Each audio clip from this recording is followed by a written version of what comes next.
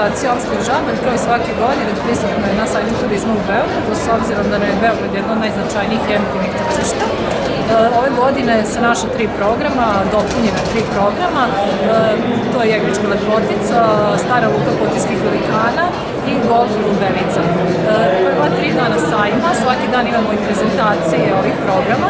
Prvog dana sajma prezentovan je program golf Lubenica, kada su se predstavili etno restoran Lejtić i golf klub Centar.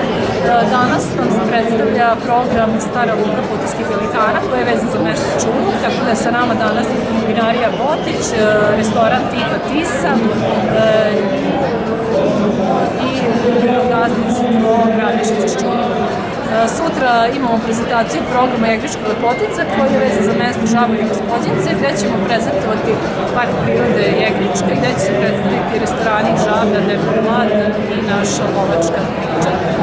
Svaki dan sa nama je prisutan i naš pčelar i poljoprivredno gazdinstvo Radišić. Oni će znači ovde biti 4 dana i njihovom prezentacijom mi u stvari najavljamo jedan novi projekat koji ćemo raditi, a on se zove Put meda i sira. To je projekat koji ćemo sprovesti tokom ove godine.